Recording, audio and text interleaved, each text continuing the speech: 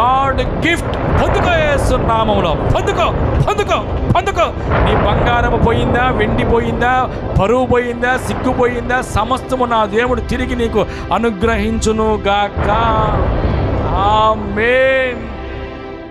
విర్రవేగిపోయాడు ఎవరు? అష్షూరపు రాజు. ఏమైపోయాడు? విర్రవేగి మాట్లాడాడు నాయన, నీచమైన మాటలు మాట్లాడాడు. వెళ్ళిపోబోతున్నారు అందరూ యేసు నామములో. ఎవరైతే నిన్ను సిగ్గుపరచాలని సిద్ధమై మాట్లాడారో వాళ్ళే తలదించుకొని సిగ్గుతో వెళ్ళిపోదురుగాక. ఆమేన్.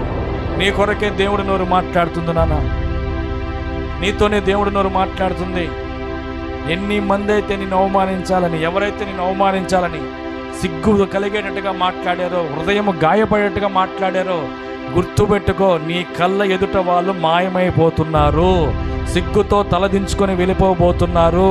దేవుడు ఏదో కార్యం చేయబోతున్నాడు, ఏదో క్రియ జరిగించబోతున్నాడు. గాడ్ గిఫ్ట్ 6వ వార్షికోత్సవ సందర్భంగా నీకు ఆయన ఇస్తున్న బహుమానము, ఇక మీదట సిగ్గుతో నీవు తల దించుకోవు. నీ తల పైకెత్తువాడును నేనే. అకస్మాత్తుగా వాళ్ళకే తెలియదు అలాంటి పరిస్థితి వస్తుందని. ఏదో చేద్దామని వస్తారు, ఏదో చేద్దామని వచ్చారు. అకస్మాత్తుగా వాళ్ళే సిగ్గుపడేటట్టుగా దేవుడు ఒక అద్భుతమైన కార్యం జరిగిస్తాడు. సిగ్గుతో తలదించుకుని వెళ్ళిపోతారంట. ఎందుకో పదే పదే దేవుడు ఈ మాటని హెచ్చరిస్తున్నాడు. సంగమా, ఎవరైతే నిన్ను సిగ్గుపడేటట్టుగా చేయాలనుకుంటున్నారో, నిన్ను అవమానించాలని చూస్తున్నారో, నీ మీద శత్రువులుగా పన్నాగాలు పన్నుతున్నారో, ప్రభు చెప్పమన్నాడు, నా శత్రువులందరూ సిగ్గుపడి బహుగా అదరుచున్నారు. వారు అకస్మాత్తుగా సిగ్గుపడి వెనుకకు మళ్ళబోతున్నారు. ఆమేన్.